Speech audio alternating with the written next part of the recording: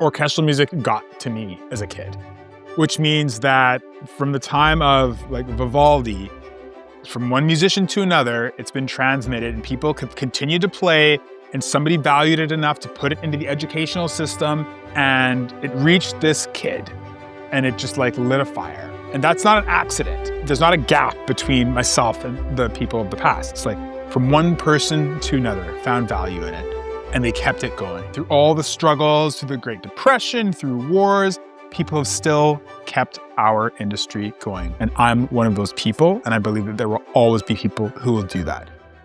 Hello, my name is Daniel Bartholomew-Poyser. I'm very excited to be the music director of the National Youth Orchestra of Canada in 2026 and 2027.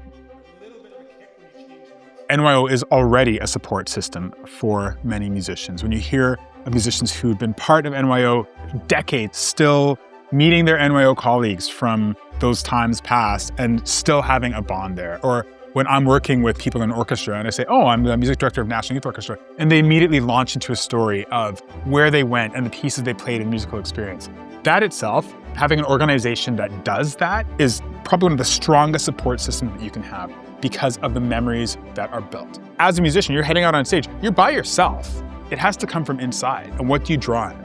And I think having a strong memory that gives us confidence, that gives us connection in those moments, that's the best literal internal support that we can have.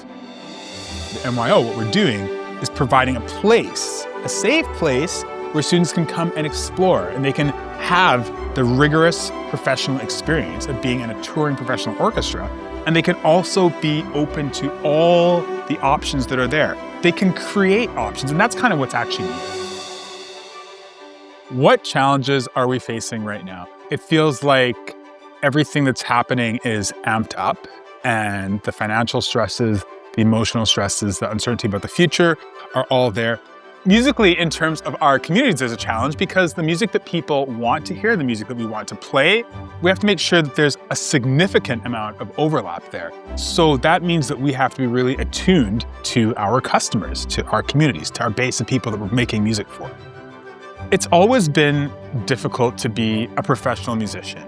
It's just really hard to become great at an instrument. It's really hard to stay great at an instrument. You can't only have the talent, but you have to have a talent for the talent, for managing the talent, for putting yourself in the situations where you can have your talent develop, for finding the right soil and making those decisions. And part of it is luck, and part of it is hard work, and part of it is help.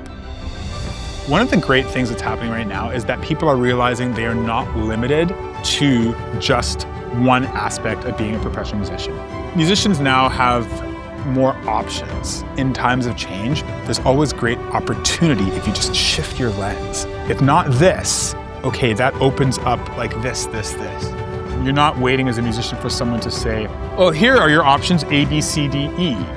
But you're saying, I would like this actually to happen. So creativity is not only within the content of the music that we're doing, but also the structure of what is actually available. So I think the structural lens of your career as an individual, and I think about that on a wide scale, also in terms of my career, structurally, what can you do that is creative with your life?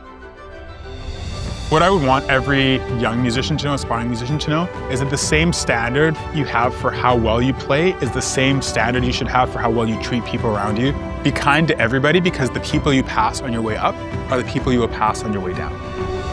There's an amount of work that goes into success. There's an amount of luck that goes into success. There's an amount of help that goes into success. And realizing that all three of those things come together should lead us to a place of humility and kindness as we work with our colleagues, in as much as we continue to work to be the absolute best that we can be every single day. And I believe that there will always be people who will do that. So how do we prepare for the next set of struggles? I don't know, because I don't know what they're going to be. But I know that we're all committed to walking through whatever those struggles are and continuing our journey of giving this beautiful, wonderful gift to as many people as we possibly can, because they love it, because they love the music, and they've always been willing to sacrifice for it.